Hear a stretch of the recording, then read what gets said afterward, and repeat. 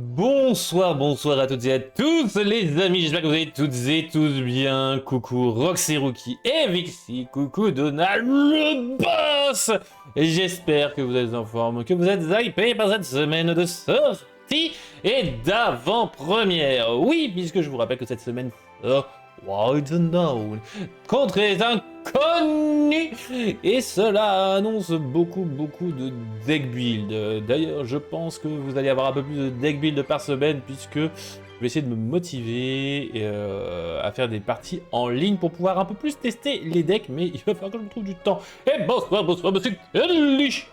J'espère que vous allez tous et tous bien, que vous avez passé une agréable Lorca Week, que vous avez pu vous reposer, que vous avez pu profiter de votre Lorca Weekend surtout. Et écoutez, on va partir directement sur le Lorcana. Grosse dédicace en tout cas, vous pouvez faire une dédicace à notre système de livraison préféré qui, on aurait pu potentiellement faire une ouverture ce soir et qui, grâce à la livraison, ce sera en vidéo et pas en live. Voilà. Merci, la livraison, on adore. Mais bon, c'est comme ça, c'est comme ça. Vous l'aurez en vidéo. Une ouverture du 7-12. Oui. Et oui. 7-12 arrive bientôt, Roxy avec ses... oui.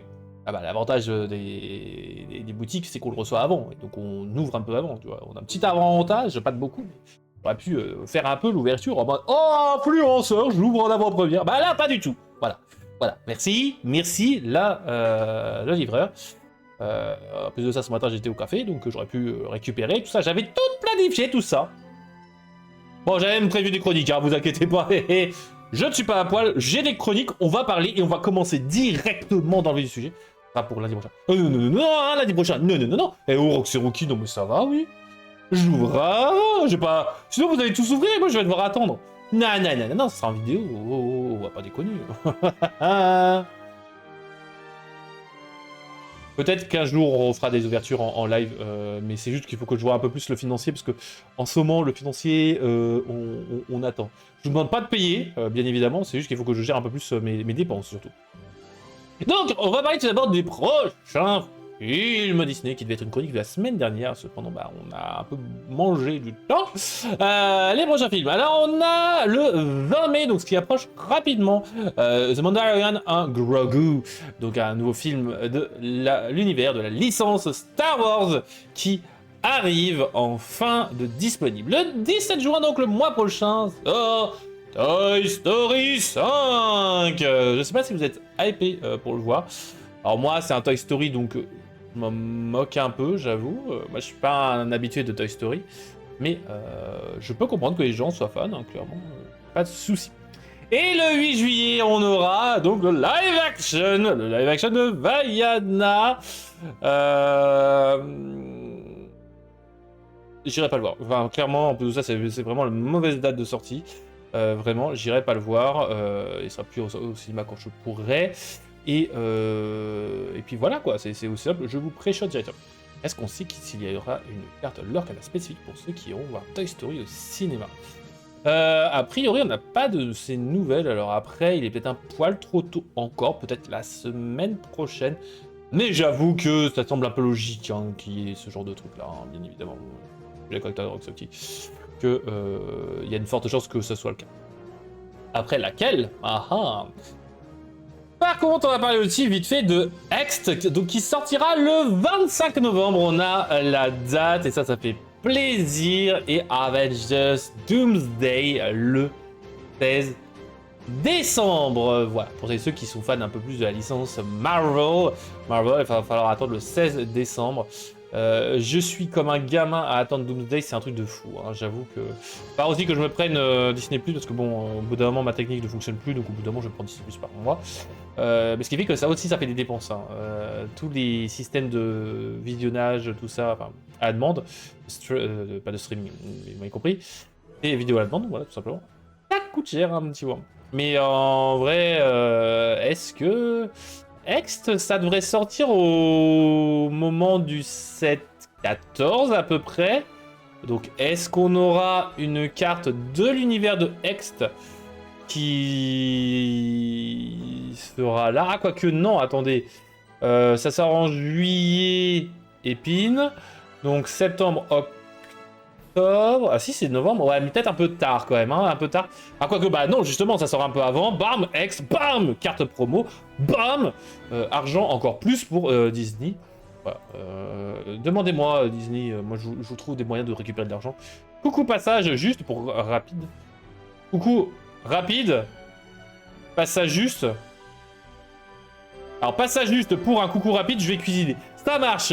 Bonne cuisine du pan. Incroyable pan pour le fiston. Évidemment, la petite famille et de tout le monde. À l'occasion.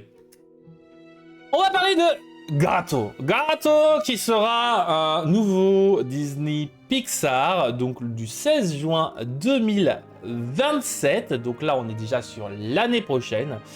Ça sera donc l'histoire d'un petit chat noir, Nero. Alors, le synopsis, le voici. Pour ceux qui sont occupés et qui ne peuvent que m'entendre. Après des années à naviguer entre les canaux et les superstitions de la ville, Nero, un chat noir au passé bien rempli, commence à se demander s'il a mené les bonnes vies. Endetté auprès d'un parrain félin local, il se retrouve dans une situation délicate et doit nouer une amitié aussi improbable qu'essentielle qui pourrait bien lui révéler enfin sa véritable raison d'être. À moins que Venise n'ait le dernier mot. J'avoue que l'année prochaine, Disney Pixar, on aura très certainement tout un univers qui ferait excessivement plaisir avec Gato et peut-être une petite Vespa qui traînerait par là. Hein. Ça ferait plaisir pour ceux qui ont la ref sur le Disney Pixar auquel je parle. Mais en vrai, à voir est-ce qu'ils feront un petit crossover au niveau de ces deux films-là. À voir, à voir. Mais on a aussi deux autres films en 2027. Frozen 3, La Reine des Neiges 3, le 24 novembre 2027. C'est long. Mais attendez, puisque Avengers Secret Wars, ça sera le 15 décembre, donc quasiment un an complet. Hein, si on fait modulo, bien évidemment, pour que ça soit toujours le même jour, la sortie. Le 15 décembre pour le Secret Wars, donc un peu le final du deuxième volet des Avengers. Donc voilà, est-ce qu'il y a un film qui vous tenterait le plus? Bien évidemment, dites-le moi en commentaire, pour la rediffusion, mais aussi bien pendant le stream. Parlez, dites-moi quel est le film qui vous hype le plus dans cette liste-là. Alors moi, pour le moment, c'est Gato. Gato, c'est plus au niveau du synopsis.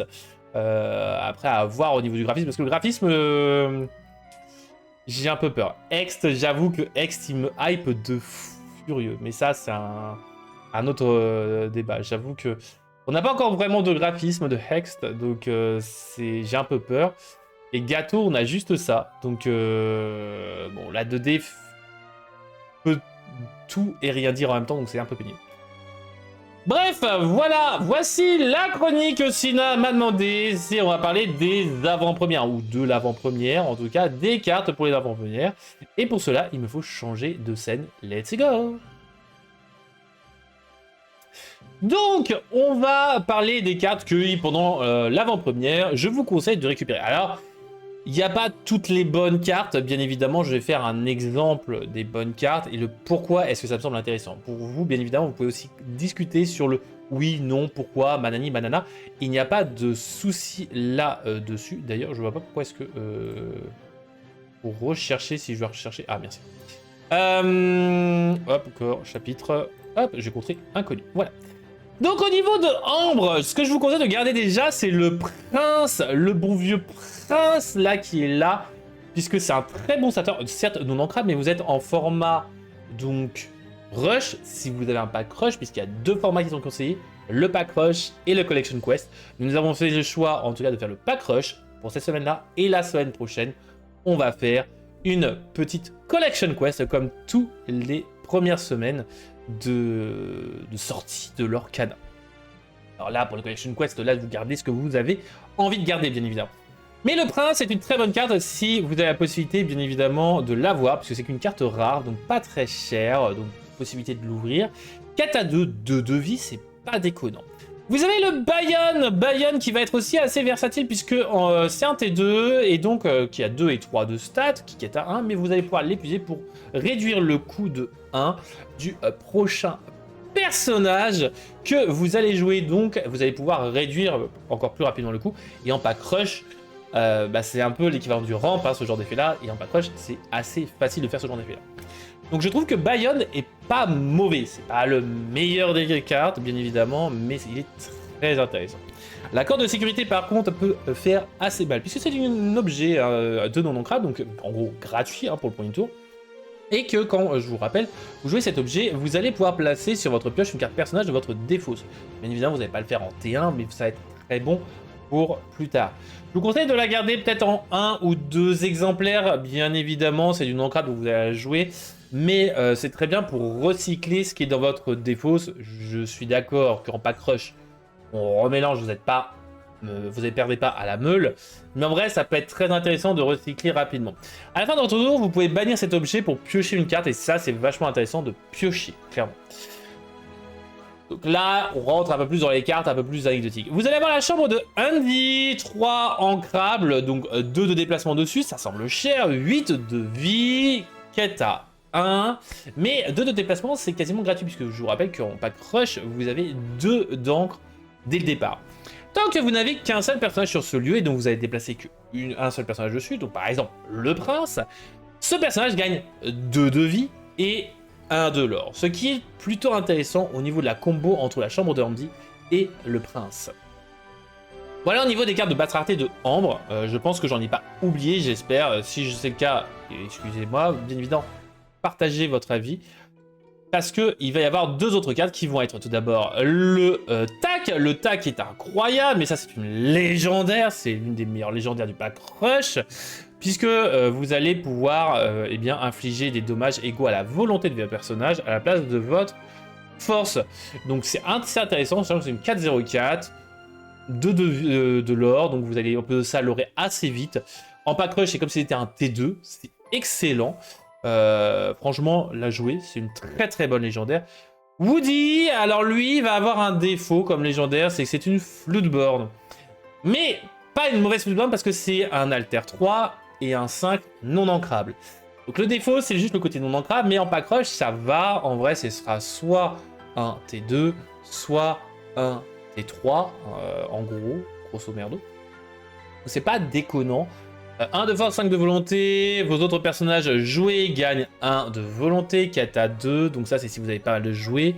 Et chaque fois que ce personnage est envoyé à l'aventure, vous piochez une carte, puis vous pouvez jouer gratuitement un personnage coûtant 2 ou moins, genre par exemple le prince. C'est pas déconnant, après à voir ce que vous ouvrez. Le Woody, je vous le conseille de le garder quand même, parce que si vous avez le petit Woody qui sort après, vous serez un peu dégoûté.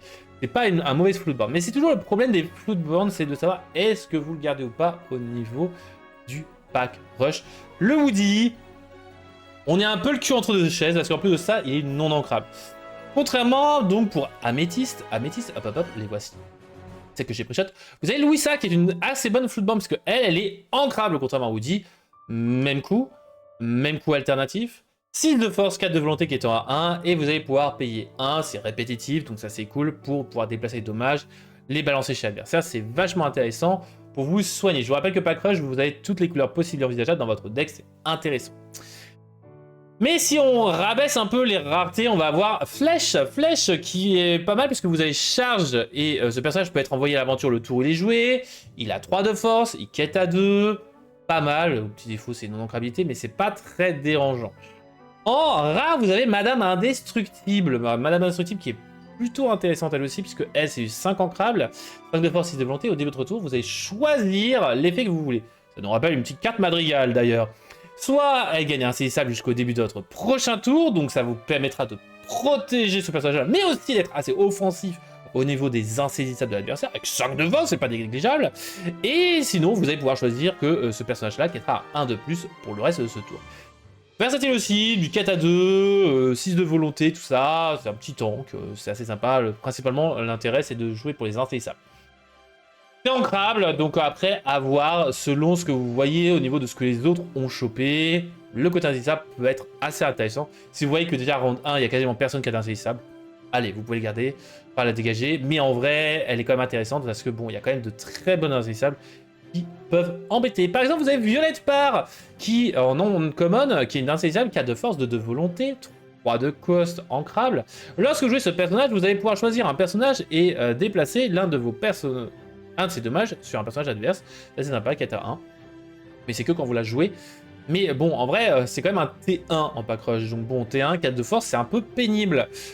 En uncommon, vous avez aussi le Frozen qui est insaisissable, c'est une 2-2-2 quête à 1, c'est excellent au niveau du pack rush. Pour le format standard, un peu moins, qui est en commune. Et Mickey Mouse, lui, va plutôt en uncommon. Chaque fois que ce personnage est envoyé à l'aventure, si vous avez joué un autre personnage ce tour-ci, vous allez pouvoir piocher une carte, c'est très intéressant, c'est un T3, donc c'est en gros équivalent de T1. Donc vous allez pouvoir piocher à balle. 3 de vie, c'est très intéressant. Pour le pack rush, c'est très très bon.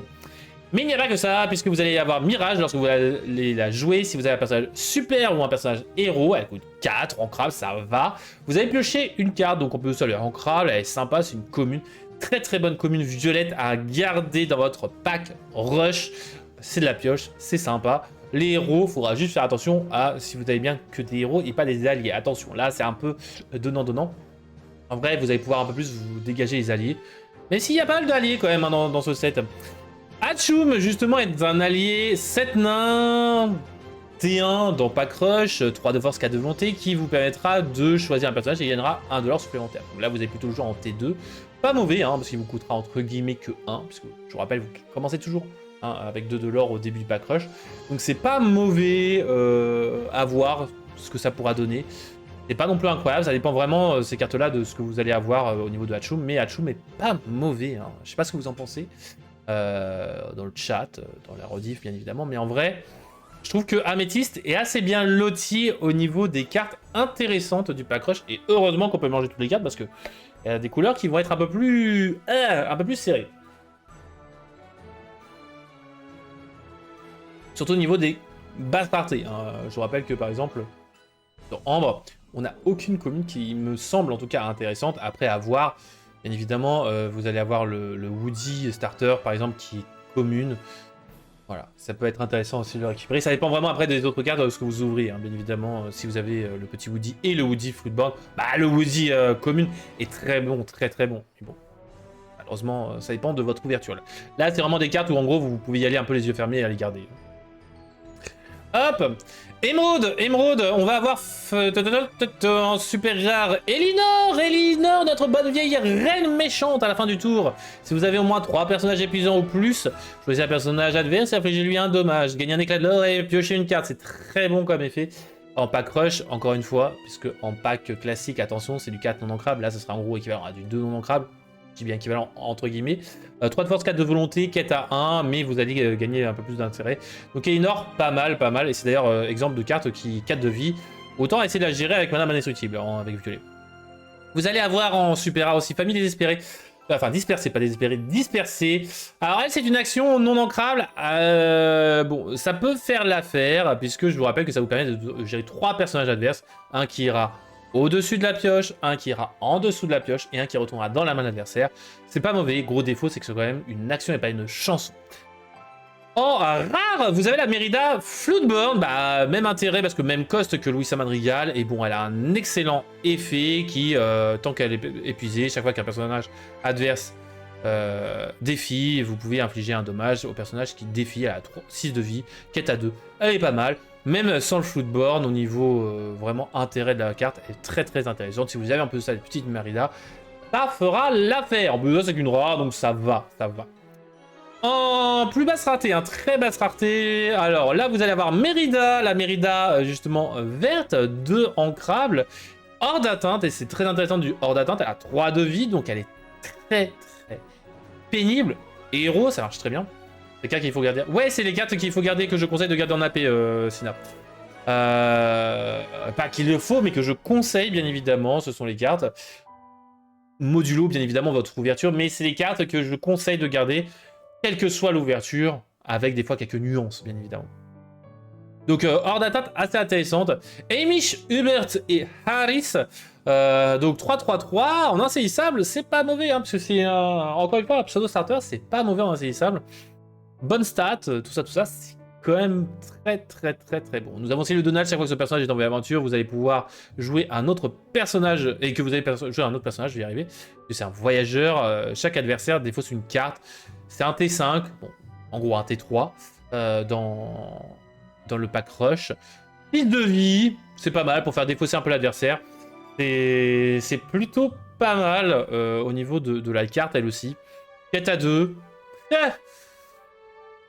manquerait plus que vous ayez des bonnes cartes qui fonctionnent autour de la défausse, autre chose à côté, et bam, vous avez un excellent deck. Malheureusement, on n'a pas beaucoup de cartes qui fonctionnent autour de la défausse de l'adversaire. Mais... En Ruby, on a quand même pas mal de cartes. On a surtout un lieu, l'antre du Léviathan, 4 non ancrables, donc c'est un très bon T2, 1 de déplacement, 4 de vie. Lorsque celui est banni, chaque adversaire choisit l'un de ses personnages et le bannit, sachant qu'elle l'aura 2. Donc en règle générale, je vous conseille de la gérer, cette carte-là. Ça permet de l'aurer trop facilement, c'est un lieu après tout. Et vraiment, gérez-le. Sinon, bah, jouez-le aussi. Ça donne 2 $ à chaque tour. Je vous rappelle, en pack rush, c'est le premier avec 15 qui gagne. En vrai, bam, l'ordre du Léviathan en T2. Ça fait mal si l'adversaire ne gère pas. Et sachant que, bon, en T2, faut quand même bien gérer le board. En Super A, vous avez le Jack Jack qui est pas mal, hein, puisque vous avez une versatilité aussi entre gagner de la force, gagner du lore ou bannir un personnage selon ce que vous allez révéler. T2L aussi, hein, puisqu'elle coûte 4, 4 en 1, c'est pas mal. Sachant que c'est au début du tour que vous allez justement avoir en gros à choisir, à moduler l'effet. C'est pas mal hein, comme super rare. Déjà, je trouve qu'en super rare, c'est très bon, mais en pack rush, c'est quand même très bon. Mais nous avons surtout Monsieur Indestructible. Je vous rappelle, Monsieur Indestructible, très bon légendaire. Sachant qu'elle fonctionne avec elle-même, puisque c'est un personnage super. Donc vous allez pouvoir justement piocher une carte. Piocher, c'est la vie hein, dans tous les formats de TCG. Mais pack rush, comme vous n'avez pas beaucoup de cartes, en vrai, le pack rush, c'est excellent. Flèche part en uncommon. Justement, c'est un personnage super qui a charge que je vous conseille, puisque c'est 6 de force, 5 de vie. C'est pas mal. Mais on n'a pas que les personnages super, on va avoir aussi les personnages de l'Atlantique qui sont pas mal, hein, dont Audrey Ramirez, qui est un très bon starter du pack, enfin du classique, mais qui coûte que 1, qui a charge 2 de force. Pour gérer l'entre du Léviathan, par exemple, ça peut faire pas de mal. Nous avons aussi Jebidia Farnsworth, c'est une 2-3-3 qui a combattant et un saisissable, c'est vraiment excellent. Comme un saisissable, 3 de force, en T2, c'est pas mal. Hein, à réfléchir au niveau du format classique, mais en format pack rush, 3 de vie, quasiment gratos, c'est pas mal. Mais il pourra chanter des chansons comme Je pourrais m'envoler, petite chanson à 2 ancrables qui permet de donner un saisissable et donner un dollar supplémentaire à un personnage, c'est pas non plus déconnant, pour justement faire chanter des combattants, comme ça vous n'êtes pas obligé de taper, vous pouvez faire chanter votre insaisissable, et là vous avez un très bon chanteur, Jebidia Farnsworth. Voilà au niveau de Ruby. Après, encore une fois, le reste, c'est le problème, c'est que bah, vous allez comboter avec des défis, vous allez comboter avec de la défausse trop nombreuse de cartes, vous allez comboter avec les personnages super, vous allez comboter avec le soin, etc. Ça, je vous laisserai le soin, sans mauvais jeu de mots, de regarder si vous avez suffisamment de cartes pour comboter avec cela, etc. Avec les jouets ou autres, mais... Par exemple, pile poil n'est pas une très bonne carte, sauf si vous avez pas mal de Woody. Dans ces cas, pile poil est très bonne carte. Mais là, il va falloir un peu plus réfléchir là-dessus. Au niveau de Saphir, alors Saphir, là, on commence à avoir du lourd, hein, puisque bah, je vous rappelle qu'on a la légendaire Ursula qui permettra de rampe à chaque tour. En plus de cela, vous allez pouvoir l'aurer à 1 de plus lorsque vous allez jouer Ursula. C'est pas mal en T3, donc en T1, en pack rush. C'est pas mal, 4 de vie, sachant qu'elle se rampe elle-même, c'est pas mal. Vous avez en super rare Rusor qui est pas mal, surtout si vous avez chopé une Rusor, un petit Rusor dans le pack rush. Mais ah oui, je comprends maintenant pourquoi chapitre non compatible avec le format core, excusez-moi. Petit message pour avoir la liste des cartes à côté. Rusor parce que c'est un alter 2, il coûte que 4, en plus de ça c'est un très bon, si ce n'est le meilleur des Fruitborn. Après, bien évidemment, il y a Monsieur Indestructible qui est Alter 3, 5, etc. C'est pas Football, c'est un Dreamboard. Mais vraiment, Rusor, c'est très bon au niveau de cet effet-là. Et je vous rappelle que chaque fois que ce personnage est envoyé à l'aventure, vous allez pouvoir donner, en gros, c'est un soutien, mais vous n'allez pas donner la force, vous allez donner la volonté de Rusor à un autre personnage en tant que force. Quête à 2, c'est clairement bon. Donner 6 de force à un personnage, donc très très bon. Au niveau des rares, on va avoir 2 cartes, ce ne sont pas les personnages. On va avoir une chanson, que sais-je faire d'autre. Vraiment, ça permettra d'ajouter une carte, voilà, donner en plus de cela hors d'atteinte, si vous avez chanté cette chanson, à tous vos personnages, c'est pas mal. Bon, petit défaut, c'est que une chanson à 5 non ancrables, donc ça c'est à voir si vous avez chopé des mélomanes ou des personnages qui peuvent le chanter au moins, hein, par exemple un petit Woody ou tout autre Fluteborn pour accélérer la chanson. Et vous avez aussi l'objet, pas la chanson, l'objet, donc Saucissoplane, que j'avais pas du tout remarqué. Saucissoplane qui est un objet que je jouerai dans mon deck Rox. Objet à 3 ancrable qui dit que vos personnages gagnent soutien, donc ça c'est pas mal. Et en l'épuisant, choisissez un personnage ayant au moins 10 de force et il quêtera à 3 de l'or supplémentaire. Là, comment vous dire que le bon vieux Roxeruki là, il va se faire plaisir. Vous avez aussi la Casa Madrigal, qui est pas déconnante, qui est un bon lieu, qui quête à 2 au début du tour, si c'est pas quêté, mais vous avez compris. Un déplacement seulement, 7 de vie, c'est pas non plus déconnant, coûtant 4, ancrable, en plus de ça, c'est cool.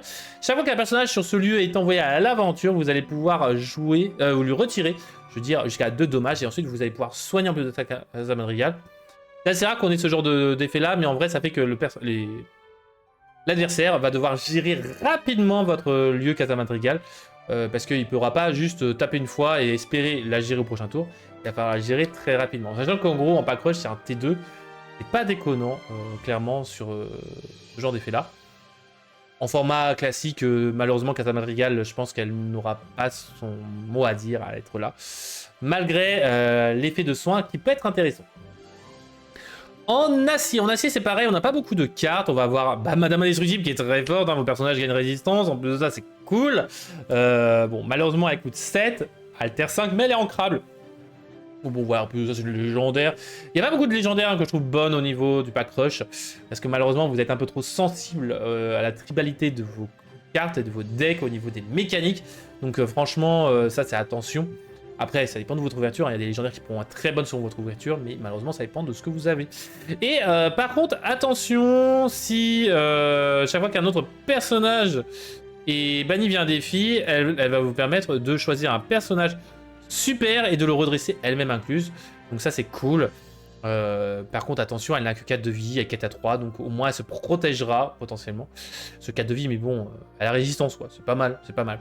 En rare, on va avoir John Smith, un petit starter qui quête à 2, ça nous rappelle une petite Lilo, la petite Lilo, mais pas que. On a très bien connu ces petites cartes quêtant à 2 en starter. C'est une très très très bonne carte acier. Mais on a aussi Robotique, quinte et 3 en pack rush, 5. De force 4 de volonté, mais il a résistance 1, lui aussi le aucun. Quête à 2, et tant que vous n'avez aucune carte en main, vos adversaires ne peuvent pas jouer d'action coûtant 4 ou plus. Ce qui vous permettra d'empêcher votre adversaire de jouer. Que sais-je faire d'autre? Famille désespérée. Quelles autres actions on a pu voir? Alors, on n'a pas vu beaucoup d'actions, hein, mais bon, il y en a pas mal d'actions, mais qui peuvent être très très pénibles. Je trouve que Robotique est pas mal hein, en tant que personnage super. D'ailleurs, personnage super, attention pour ceux qui veulent jouer super. Robotique est un personnage super, mais il n'y a pas que lui, il y en a pas mal. Donc ça c'est cool. En autre carte, en parlant d'action, on va voir Triple Flèche, justement, qui marche très bien avec une autre Mérida, qu'on connaît bien. Mais en vrai, faut-il la choper? Faut choper Triple Flèche aussi. Mais si vous avez Triple Flèche, je vous conseille de garder la petite Mérida. Puisque je vous rappelle, vous infligez 2 personnages. 2 à un personnage, c'est cool. Une petite action qui sera en gros 1 T1, encore une fois. Ça ne coûte que 3, c'est pas mal. Et sachant que vous pouvez infliger 1 à un autre personnage, c'est cool. Vous avez aussi en personnage le dingo non ancrable en acier, une 2/2, donc qui est pas mal parce que chaque fois que ce personnage est envoyé à l'aventure, si vous avez joué un autre personnage, vous allez pouvoir choisir un personnage sur un lieu et lui infliger un dommage pour gérer facilement un lieu par exemple. Hop, vous jouez un personnage, hop, vous partez à l'aventure avec dingo, boum, vous infligez un dommage sur Casa Madrigal. Il suffit d'avoir un dommage. pour gérer la case réelle, ou la moins la finir. Hein. C'est pas mal. C'est pas mal. Voilà au niveau des cartes, ça on aura pris pas le temps, mais je trouve que c'est pas mal au niveau des listes, au niveau des couleurs. Encore une fois, ce n'est pas une liste exacte, hein, vous n'avez pas joué que ces cartes-là. Vous avez potentiellement joué, j'ai une bêtise, Blanche-Neige, la Blanche-Neige hop, qui se trouve être ici. Hop, évidemment, ça ne marche pas comme je voudrais. Est-ce que je peux descendre? Non, je ne peux pas descendre, donc c'est super. Hop. Hop. Cette Blanche-Neige là, parce qu'en vrai elle est pas mauvaise, mais en vrai, dans un pack rush, je la trouve pas excellente, malheureusement. C'est bon, après si vous êtes fan de Blanche-Neige, pourquoi pas la jouer, hein, mais hop, voilà, on va bien zoomer dessus. La Blanche-Neige rayonnante comme le matin, puisque va falloir avoir des personnages 7 nains, c'est pas non plus impossible, mais bon, malheureusement, on sait très bien que les ouvertures sont ce qu'elles veulent. Et lorsque ce personnage est banni via un défi, vous la renvoyez en main. C'est pas déconnant, mais elle a pas non plus les stats de fou, hein, pour ce genre de défi-là. C'est plutôt pour le premier effet que c'est vraiment intéressant, donc pour le format d'un deck. Donc Blanche-Neige rayonnante, comme le matin, par exemple, légendaire, qui sera pas bonne. Ça dépend de ce que vous ouvrez, mais en format pack rush. Voilà au niveau de mon avis sur le pack rush. J'espère que ça vous aura plu, que ça vous aura intéressé. Bien évidemment, c'est une liste non exhaustive. Il peut y avoir des cartes que j'ai oubliées, d'autres cartes que voilà, un peu plus tendancieux, par exemple Blanche-Neige. Là, ça dépend de votre ouverture, mais bon, après, ça dépend aussi de votre affect. Tout ça. Passons à une autre chronique. J'ai failli me mordre la langue, c'est magnifique, c'est super. Donc, l'autre chronique suivante, ça va être sur les nouveaux produits. Les nouveaux produits, oui, j'ai pas encore parlé, ok, super. Les nouveaux produits, donc on a le portfolio Mickey Mini, dont on avait déjà vu, du moins moi, j'ai vu l'information que ça allait exister, mais quand est-ce que ça allait sortir? On ne le savait pas. Donc il sortira le 17 juillet. 17 juillet, c'est assez intéressant. Magnifique, hein, cet artwork, c'est sublime ce qu'ils ont fait. Mais... un pigeon, mais bon voilà. On va avoir aussi 2 livres, dont un en édition limitée. Enfin, les cartes promo en édition limitée. Donc ça, c'est vraiment cool. Le Quest of Wonders. Là, j'avoue que lui... je vais essayer de le rush. Alors, je sais pas pourquoi est-ce que on va avoir ici le symbole rubis. Je sais pas pourquoi est-ce que c'est un joueur rubis. On verra bien ce que ça nous donnera comme information. Et on a bien évidemment l'Official Collector's Guide du set 9 au set 13, donc inclus. Donc ça fait plaisir avec le fameux Winnie, encore une fois, sorcier maléfique, ou peut-être un autre. Voilà. On aura aussi donc le prochain Collection Starter Set avec Attack of the Vine qui sortira le 4 septembre, lui, donc un peu plus tardivement, hein, en plein milieu du set 12, avec donc en carte promotionnelle la Rapunzel Boost et surtout notre bonne vieille réponse légendaire verte du set 8, si je dis pas de bêtises, en page pour votre petit classeur. Cherchez-le, classeur. On va avoir aussi le Best Gift Box, donc la boîte cadeau sur la bête. Donc avec une bête rouge, là, avec une petite référence à l'épisode de Noël de la belle bête. Donc elle sortira le 13. Donc ok, c'est assez fou, hein. Donc d'ailleurs je sais même pas, on est d'accord que c'est bien la... Rush, tant que ce personnage est sur un lieu, machin, etc. Ouais, c'est pas une nouvelle carte, hein, c'est pas une nouvelle carte, ok. Dommage. On ne sait jamais, on ne sait jamais. Faut toujours faire gaffe un peu au cas. Donc voilà, pour ceux qui sont fans, moi j'adore le liseré rouge, tout ça. Moi je suis un pigeon là aussi, c'est pas un personnage que j'apprécie fortement, mais en vrai, la bordure rouge, tout ça. Et bon, j'ai après apprécié cette carte là, je l'avoue, clairement. Donc, très clairement, je vais apprendre. Ce serait bien qu'ils aient de meilleurs intercalaires par contre, ce serait bien. Que je lime les bordures de mes intercalaires. Voilà au niveau des nouveaux produits. Et on aura pris notre temps. Clairement. Mais on aura tout fait. Et ça, c'est cool. bois un petit coup. Content de boire. J'espère que je n'ai rien oublié. Si vous avez un sujet qui vous tient à cœur au niveau discussion, que je rentre plus dans les détails ou autre chose, n'hésitez pas à me le dire en commentaire ou autre chose.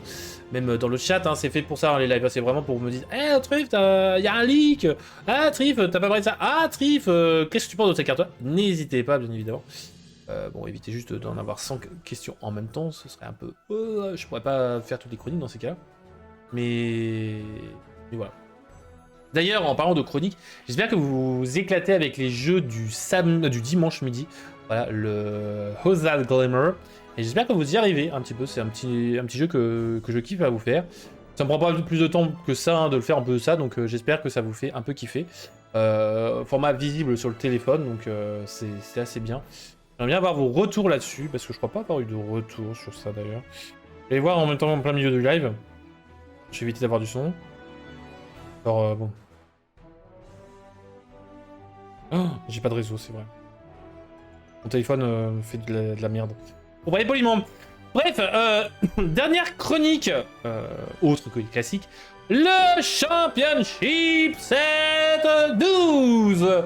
Puisque ce qui m'a fait rire, c'est que Roxeruki m'a envoyé un message en mode « Eh, Truve, est-ce qu'on aurait les dates, tout ça, machin ?»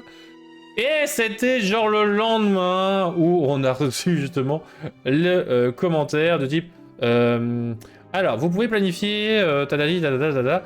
Donc, comme je l'ai dit, je vais vous en parler aujourd'hui, bien évidemment. Je vous rappelle, le Championship 7-12, donc With Unknown, contrées inconnues, sera au mois de juin, ça c'est sûr, mais aura pour carte promo le Woody Guide de la jungle. Donc voilà, belle carte, hein, très belle carte de Rohem Van Gool. Donc, excusez-moi. Mais vous allez pouvoir la récupérer quand exactement? C'est ça la question. En juin, oui, mais quand? Eh bien, n'importe quel week-end de juin. Donc le 6, le 7, le 13, le 14, le 20, le 21, le 27 ou le 28. Vous allez pouvoir retrouver... alors je sais pas si à partir d'aujourd'hui... Enfin, déjà la semaine dernière, il y avait déjà la notification, mais vous êtes déjà en encadrement dans RPH, où vous avez la possibilité normalement de retrouver les types d'événements. Mais With the Not Set Championship est déjà implémenté dedans, normalement. Vous allez pouvoir le trouver sous cette nomenclature-là. Je vais peut-être un peu zoomer, parce que c'est vrai que... Voilà, hop, ce nom-là, voilà. Donc, j'espère que vous pourrez bien évidemment en récupérer. Mais... Sinon, bah, vous l'achèterez, hein. Je sais pas si cette carte-là sera chère au niveau des cartes de Championship. Je pense quand même un petit peu plus parce que y a beaucoup de gens qui se languissent de cette carte-là. Nouvelle licence, un peu sa licence fortement appréciée. Tribal, enfin deck tribal nouveau. Et un peu ça qui peut être pas mal dans le deck aussi rush. Mais un rush tourné autour de jouets. Voilà. C'est un peu complexe, je trouve, au niveau de... Il n'y a pas que rush, bien évidemment, mais bon, ça peut être intéressant de la versatilité. Voilà au niveau des chroniques. Ah, j'ai quelque chose au fond de la gorge là qui me fait tousser, c'est insupportable. Depuis que j'ai mangé un truc là, avant le live, on ne pas avoir faim. Mais c'est insupportable. Lorca Bourse maintenant. Lorca Bourse, on va parler de pépettes d'argent, tout ça, tout ça. Donc on est parti.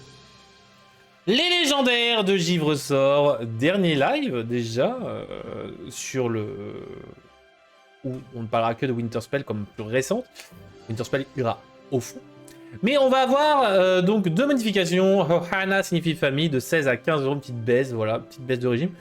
Alors, je comprends pas pourquoi. J'aurais plutôt cru l'inverse, en vrai. C'est une carte très intéressante pour le deck soin qui va devenir très bon pendant quand même au moins un an. Et là, Angel qui grimpe de nouveau, qui frôle les 30 euros. Bon, ça, c'est Merida Power, voilà, comme ça. Le reste fixe. 14 euros la VNA et tout le reste. Et à moins de 5 euros, le pauvre petit Rox. Mais bon, c'est pas grave. On l'aime quand même, notre bon vieux Rox. Le premier chapitre, eh bien, nous avons pas de modification. Tout est en dessous de 5 euros, mis à part le Stitch Surfer à 6 euros, le Hades à 7 euros, à 12 euros la Rapunzel, et puis voilà. Rise of Floodborn, l'ascension des Floodborn. On a une petite hausse de la Blanche-Neige Floodborn. D'ailleurs, j'ai... carte là, faut que je réfléchisse, ça me l'a procuré. Avec Errata ou sans Errata, je sais plus laquelle que j'ai. Mais qui passe de 2 à 3 euros, tandis que la bête héros tragique passe de 8 à 7 euros. Faut que je complète mes cartes Erratum. Erratatum. Into the England, donc les terres d'encre, eh bien on n'a rien de folichon, tout est en dessous de 5 euros. Et si on retire le Robin des Bois qui est à 4,50 €, tout est en dessous de 3 euros. C'est vraiment un set maudit au niveau de l'argent, hein, pour ceux qui ont ouvert beaucoup de bonnes légendaires là-dessus à l'époque. Et bah pas les vendre avant, hein, clairement. Le retour d'Ursula, quant à lui, eh bien, voit une petite baisse hein, du Diablo de 8 à 7 euros. Je trouve que c'est un peu dangereux quand même de le vendre maintenant, parce que je trouve que le deck défaut, ça a l'air pas mal en deck infini. Donc voilà, après tout le reste, c'est en dessous de 5 euros, mis à part la Sissou qui est à 5,50 €, donc 5 euros. Ciel scintillant, tout est en dessous de 5 euros. Clarabelle, celle qui résistait, bien, connaît une petite baisse de 9 euros à 7,50 €. C'est pas mal, c'est pas mal. Et je sais, Donald, je sais, un jour je ferai de nouveau les foils. Tout ça, faut pas s'inquiéter. Quand j'aurai un live où j'aurai pas grand chose à parler, on fera un gros lore à bourse. Je pense à toi, ne t'inquiète pas. La mer azurite, on va avoir une perte d'argent au niveau de Isma. Bon, ça c'est des petites reventes, hein, donc vous pouvez quand même la vendre à 10 ou 11 euros. Pas grave, le Maui demi-requin 14 € et Tiana à 8 euros. L'île d'Arcasia, on va avoir une réhausse de la reine, donc de 2 à 3 euros, sinon tout est stagnant. Le règne de Jafar, quant à lui, eh bien, est un 7. Eh, j'avais bien raison, hein, 7-8, hein, la petite Rapunzel là, à 2 euros. Hey, hey. Lui aussi, tout est en dessous de 5 euros, mais quant à lui, bah, il y a Lilo et Namari qui sont respectivement à 4 et 5 euros. Donc ça, bon, voilà, ça fera plaisir pour ceux qui veulent collectionner les Lilo ou les Namari. Pas très cher. Et là, bah, les sets qui ne subissent pas encore la rotation, encore une fois. Fabuleux, eh bien on a une baisse, une chute drastique du Dumbo qui passe de 26 à 25, voilà. Une grosse chute. Mais en tout cas, il arrive dans la zone hein, des 25 euros, on se rappellera de cette carte qui était à 50 euros. Franchement, quand il sera à 15 euros, je vous conseille de l'acheter hein, pour ceux qui veulent jouer en méta et qui l'ont pas encore.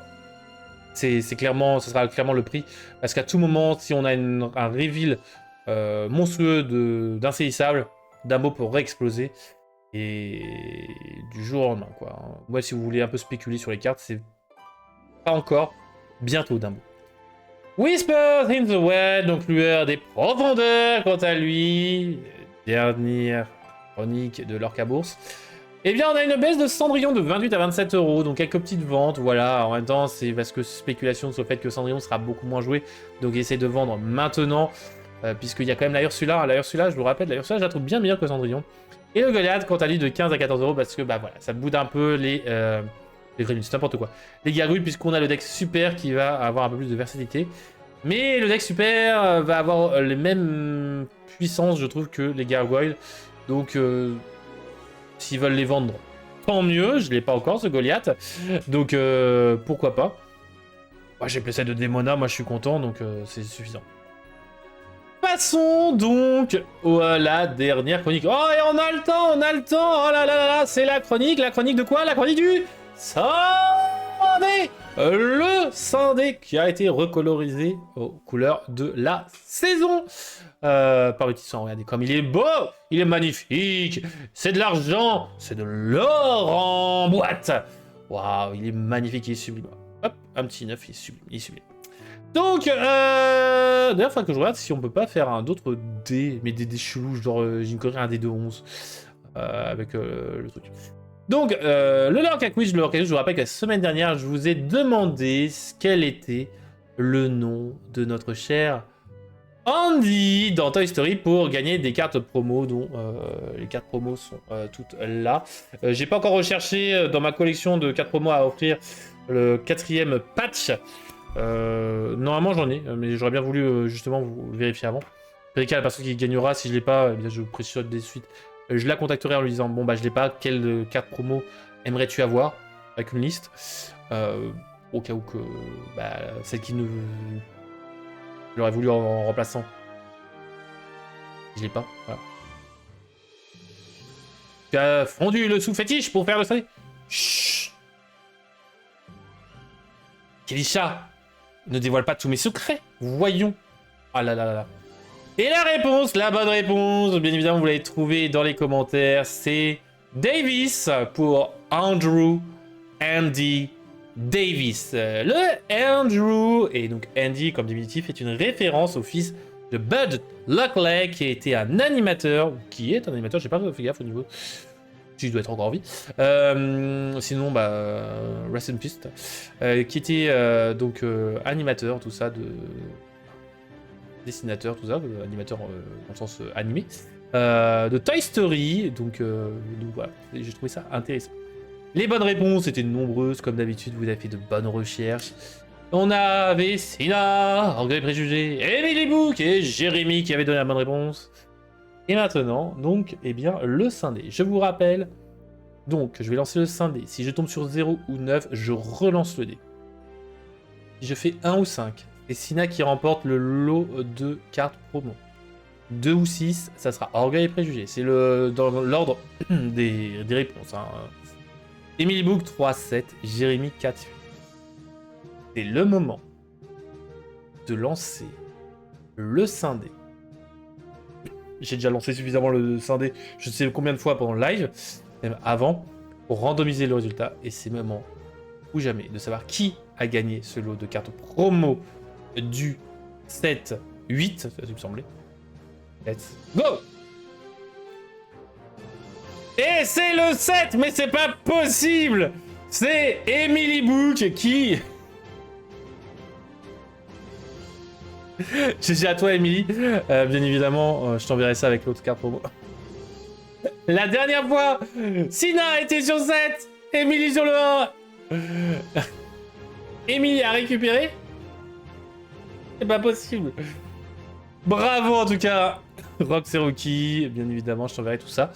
Bien évidemment, désolé à Sina. Orgueil, Préjugé et Jérémy. Parce que Orgueil, Préjugé et Jérémy sont toujours deux. Enfin, sur la ligne 2 et la ligne 4. C'est toujours un switch entre Sina et Emily Book, ça me fait toujours rire. Ça va être un jour le bon moment d'être soit première, soit troisième pour toi, Sina. Ça me fait rire, ça me fait rire. Mais bon, tant que j'ai que 4 personnes pour ce jeu, je peux me rappeler de qui est où. Quand j'en aurai 60, là, ça va être un peu plus compliqué, mais ça, c'est un autre problème. Mais voilà. Hop, on relance le scindé. Ah, le scindé est un peu truqué, là, par contre. Non, je fais 9. Ah. Oh, 2 fois d'affilée, même... Non, c'est quand même un peu chelou, quand même. Après, bon... Tardé, hein. Voilà. La probabilité n'est pas forcément nulle. GG, Rox et Rookie. Bref, tu l'as mérité, hein. Tu l'as clairement mérité. Hop, hop, hop, hop, hop. Attendez, attendez. On va changer vite fait de... Hop, j'ai vu qu'il y avait un petit souci, là. Hop, hop, hop. Ah non, c'est l'inverse. Hop, et voilà. Passons maintenant au Lorca Côte. Et oui, ça fait un moment qu'on n'a pas fait de Lorca Côte. Il y avait la réponse en premier, donc on esquive. Donc, quelle est la carte derrière? C'est la première fois que je m'amuse autant depuis 200 ou 300 ans. What is the card with the quote higher that has this much excitement in 200 years. Et c'est en effet grand-mère feuillage. Let's go, c'est bien grand-mère feuillage, conseillère ancestrale. GG Roxy. Elle l'a vu le reflet dans le reflet avec ma lunette, je sais. Allez, le Lorca Pixel, on va pixeliser une carte au départ, on va la dépixeler au fur et à mesure. Quelle est cette carte pixelisée?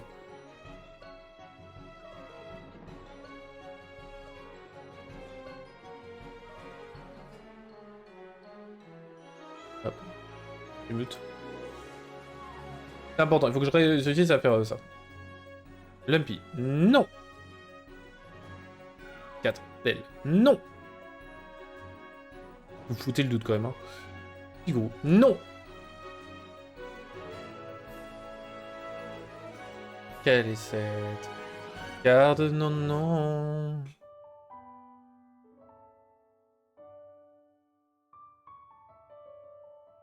Balai magique. Non. Mabango. Non. Cendrillon à l'emballe. Non. Torsini. Non.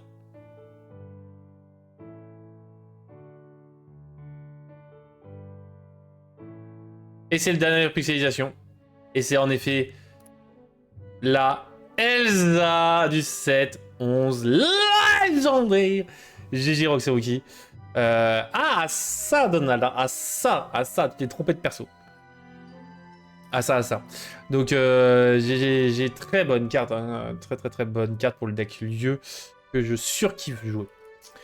Allez, carte qui va être décrite par des gifs. Incroyable. On va partir sur leur gif. Carte émeraude. Papillon. Un papillon. Quelle est cette carte? Verte avec au moins un papillon. Cusco. Non. Quelle est cette carte? Avec au moins un papillon, les amis. Alien. Non. Quelle est cette carte? Ray. Non.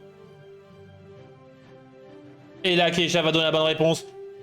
Genre, maintenant. Ah non, c'est au-dessus, le chat maintenant. Maintenant. Ou alors Sina va apparaître maintenant. Non, ça marche pas, hein, j'arrive pas à... Allez, le deuxième gif. Un labyrinthe avec une abeille dedans qui cherche du miel apparemment.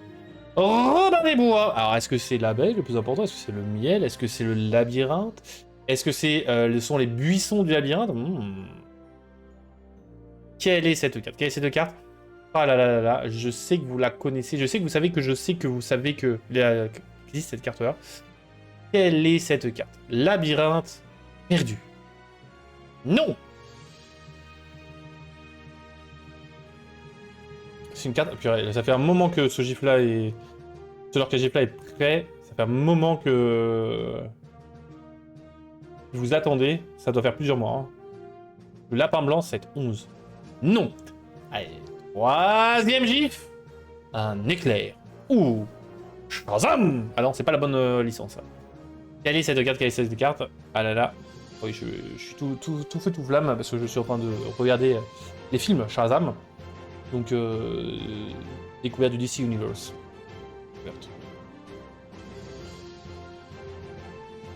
Vous m'avez compris. Quelle est cette carte? Éclair, papillon... Une abeille perdue dans un labyrinthe qui cherche du miel. Oh, j'espère que vous arrivez à le faire, hein, ce labyrinthe. Hein, il n'est pas très compliqué. Quelle est cette carte? Ah là là là là là là. Dernier? Avant-dernier plutôt, de gif? Vous l'avez pas? Avant-dernier gif, c'est maintenant une colonnade. Ce n'est pas un colon. Ce n'est pas une lonade.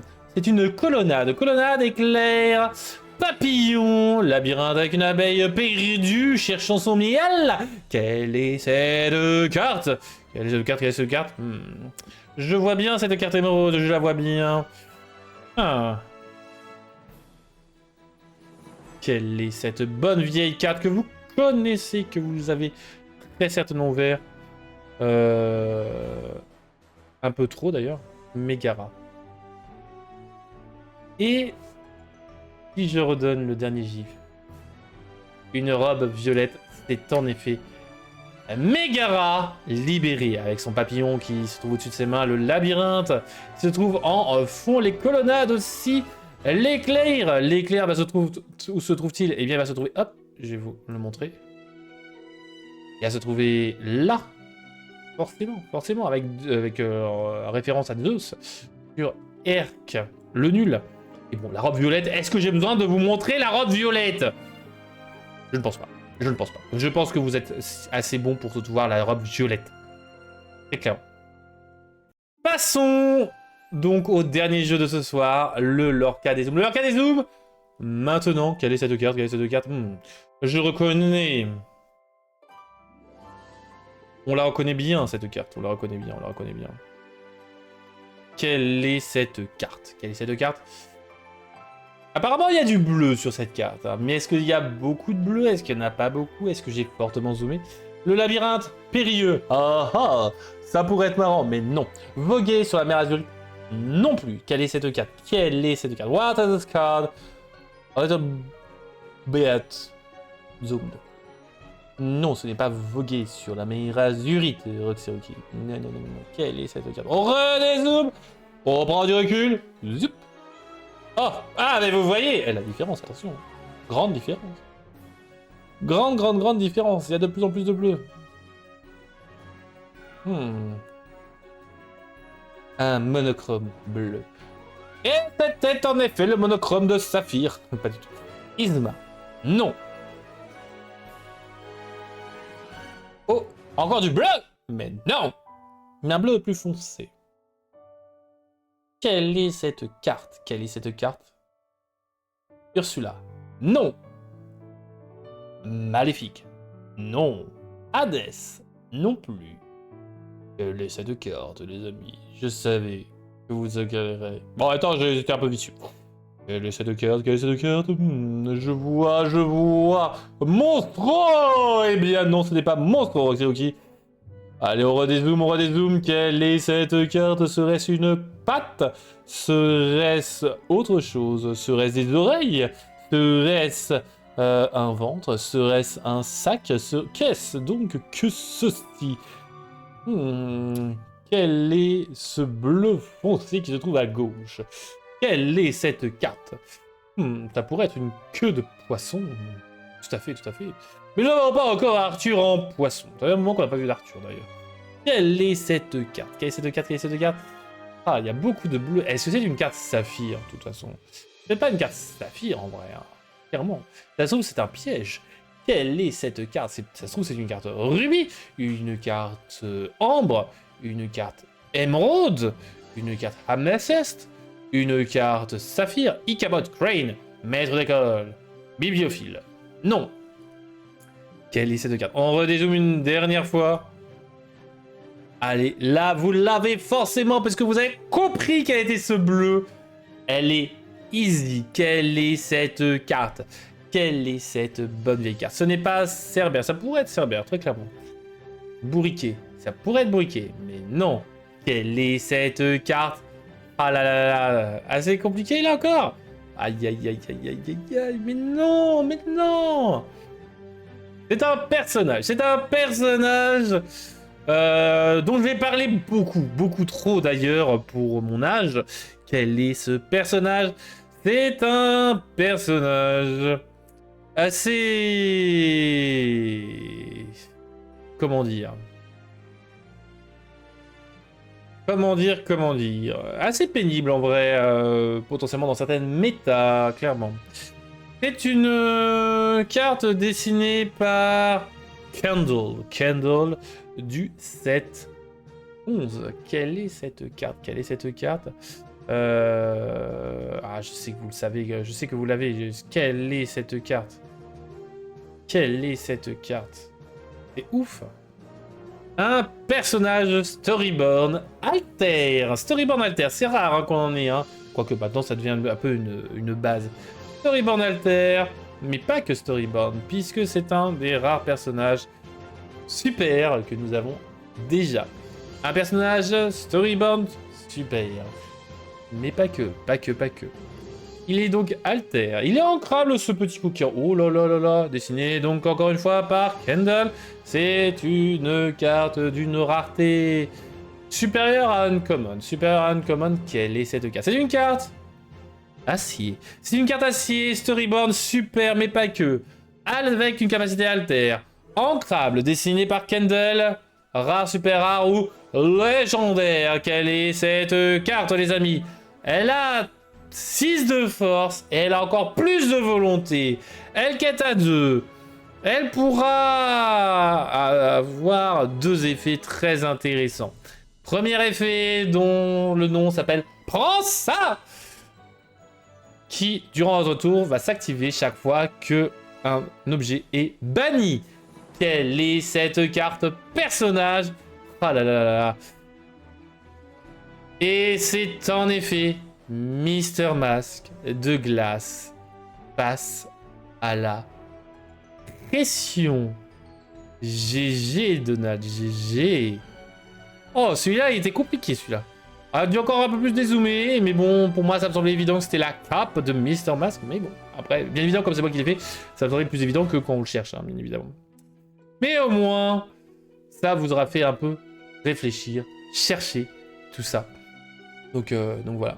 Personnage assez pénible pour son deuxième effet, un malfaiteur, prenez garde. Ce personnage peut défier les personnages méchants redressés. Ça peut être très très fort selon le deck que vous avez, enfin que vous jouez tout simplement. GG à toutes et à tous pour votre participation au jeu du Lorca Quiz. J'espère que vous allez pouvoir profiter encore une fois de votre Lorca Week qui s'annonce. Bonne ouverture, bonne découverte, bonnes avant-premières pour ceux qui en font bien évidemment. Je vous retrouve la semaine prochaine, bien évidemment, avec pas mal de chroniques, potentiellement du deck build, potentiellement d'autres chroniques, bien évidemment. On se dit à la prochaine, prenez soin de votre proche famille, bon appétit, bon dodo, bonne Lorca Week, cœur sur vous. Et le mot de la fin, je n'ai pas oublié, ça sera mystérieux. Mystérieux pour une petite référence à Mr. Mask. Non, j'arrive à la fin. Ah là là là là, Sina qui arrive à la fin. Ah là là là là. Bonne soirée, Sina. Et bon revisionnage. Et ciao ciao les amis.